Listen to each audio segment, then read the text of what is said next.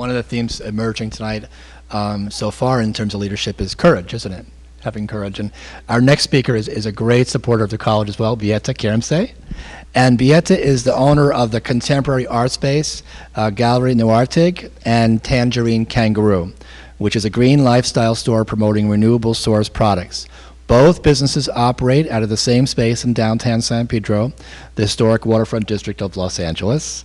And Kirmse decided to build her own business in 2007 after she left New York City and a management consulting career where she worked with Fortune 500 companies, including Morgan Stanley, MetLife, and Estee Lauder, among others. Welcome, Beate. Thank you. Thank you for having me. Thanks, Dr. Profi, to invite me with those Marianne and Geraldine, those two very successful leaders. So I'm humbled to be here today. Welcome. You're welcome.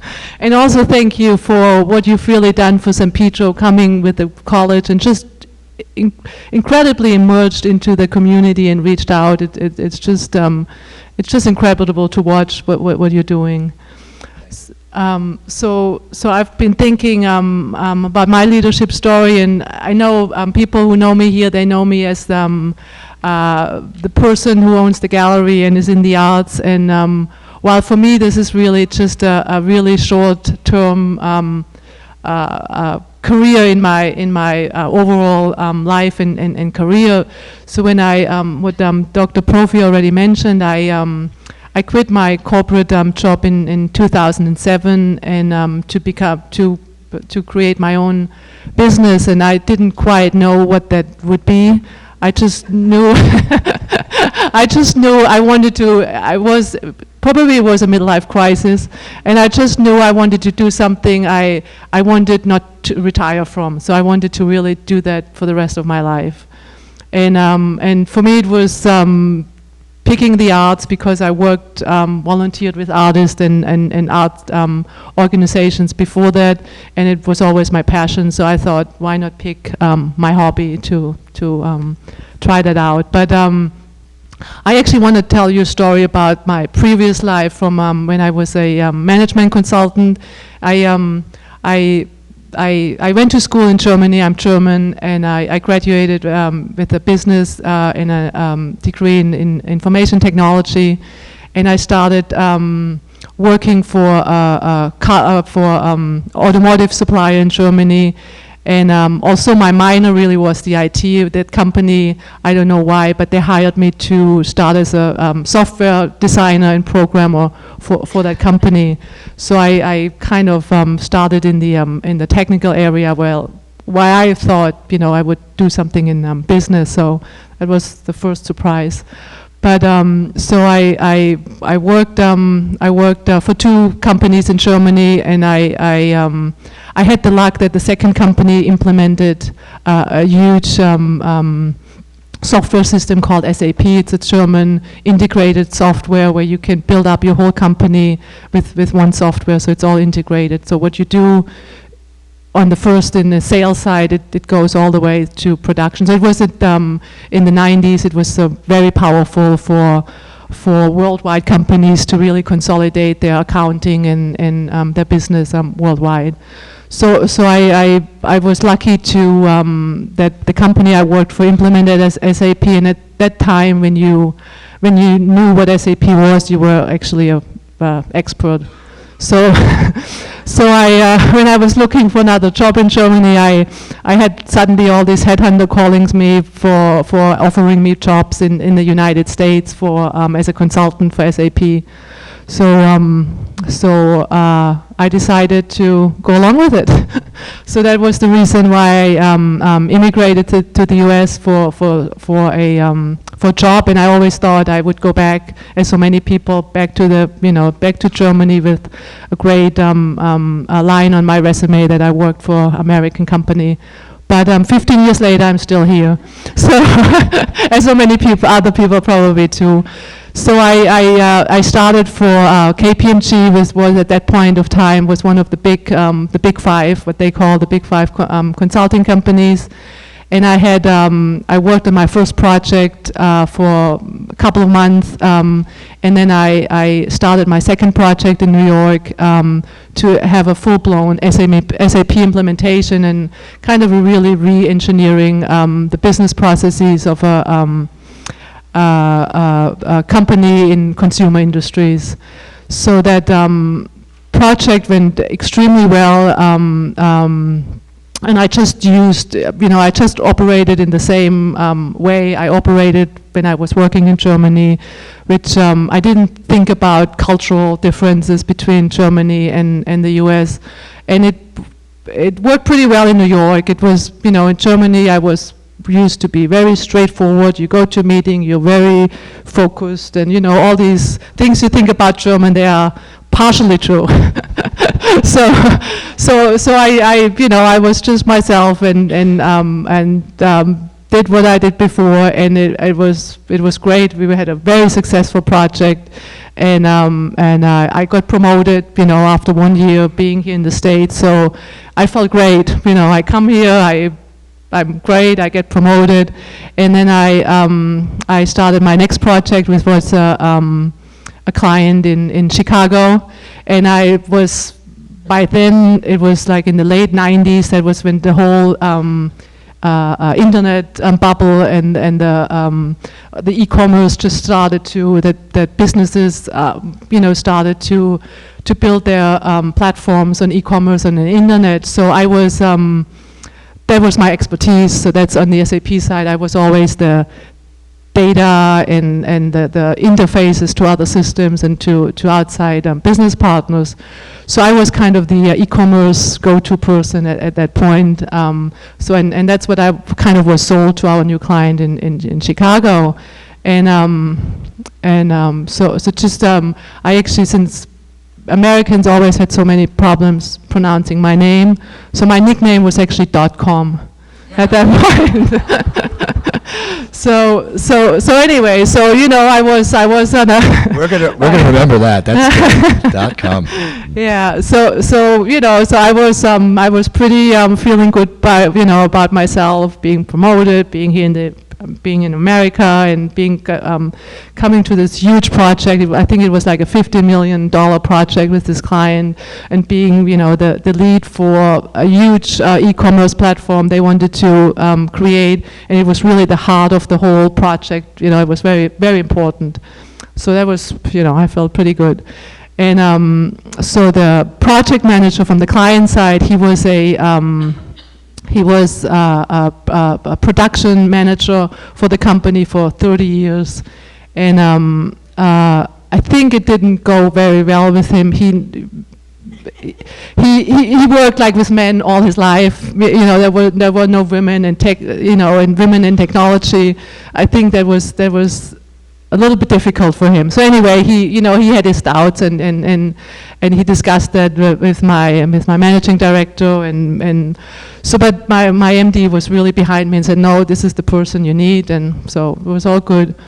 So off I went, and I started, and we had a lot of issues in the beginning because we just had to gather information, where their data came from, how the systems worked before, and so forth, and nobody really knew. So I, being myself, I created this. I had my weekly meetings. I created this huge list, which I called issue list. So we had our issue meetings every week, and we worked through them. It was tough, but we made a little process. And one time I printed out my issue list for my meeting, and I left it on the printer, and we worked all on open space. And the project manager, and I shared the printer with the project management office. So I printed it out, my issue list, and but before I got it, the project manager actually went and found my issue list, and he saw that issue list, and the next moment what I saw is he stormed back to the office, and how we always worked as management consultants. We always peer. We always had a peer from the client. So we had a client project manager partnering with a project manager from our side. So I was the lead for all e-commerce from the management consulting side, but I also had a peer from the client. So the project manager from the client, he stormed in the project monitor office and showed my boss, my project manager, and hell broke loose. I had no idea what happened. So next thing, I was ordered in and said, well, it seems you don't know what you're doing, and you have so many issues, and what's going on. This is horrible. While I thought, I was very organized, working through, and just analytical about what we do. So so he wanted me off the project, and I wasn't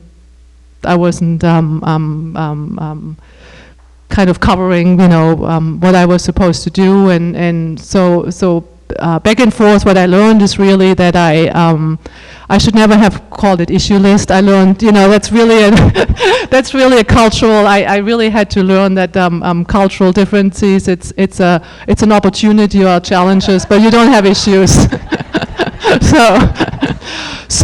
But it really had it was really a bad. I was flying so high, and suddenly my managing director said, well, he wants to have you off the project, but I'm behind you. I want you to because we think you're the right person.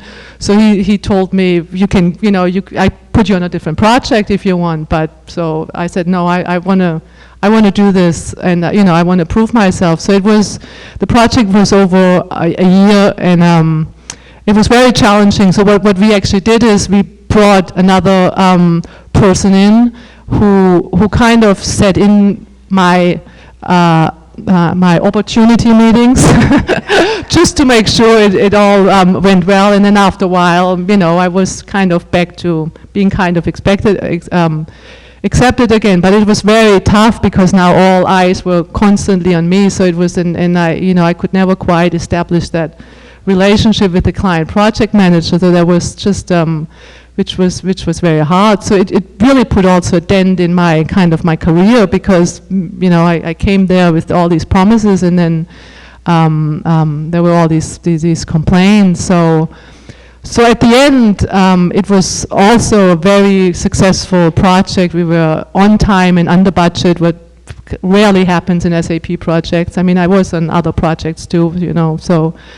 But anyway, so I heard then at the end from my managing director that at the end, the client, he actually sent an email out to all my leaders and said, that I was one of the persons who carried the project and made it successful, but he didn't copy me on that email. So, I was still, so I really, it really was, it was a very difficult time for me to prove myself, and so the lesson I really learned from that is I think my leadership roles were always in kind of a change leadership since I was on projects, and whenever we went to companies, we brought change. We implemented new computer systems, we changed roles, we changed processes, operations. So I was always a leader bringing change and guiding the clients through change.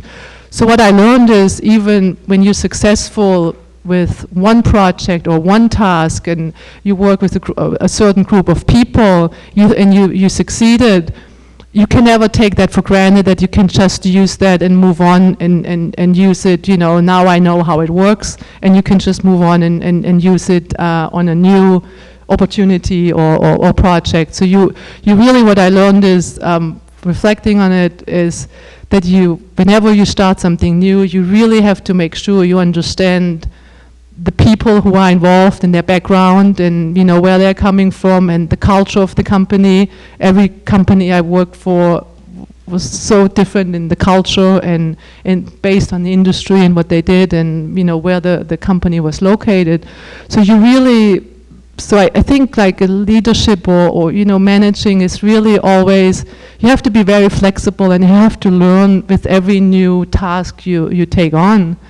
So that was really my lesson I learned, and I try to follow it, that you really, have to learn those So things. Yeah. appreciating these cultural differences, nuances. Right. Yeah. The cultural. Yeah. So it's really the cultural nuances and also just the personal nuances. I mentioned in the beginning. Well, he never worked with women, so I mean that's easy to say, but it's just that you're a woman or you're a man or you're German or you have a different function. It's just who you are. It's not so making sure you know who you are, but also the people around have that So history. being aware of how you're perceived as well. Exactly. Very important. Yeah. Right. Well, it's interesting to hear this because we work together quite a bit now in support of the college and in support of San Pedro, and I always am amazed at how well you handle yourself in many different situations. So this is a good leadership lesson. I think that really you've taken to heart. Yeah, I really, that's very true. I really take into heart, and I actually, I enjoyed doing that. Even that I left that career behind me for other reasons. I really enjoyed from that point on going into different industries and going to different clients and just learn that from the clients. It really broadened my horizon. It made it really interesting. And that's what I enjoy now in San Pedro too, starting new things. Absolutely. Well, thank you. Thank you so much.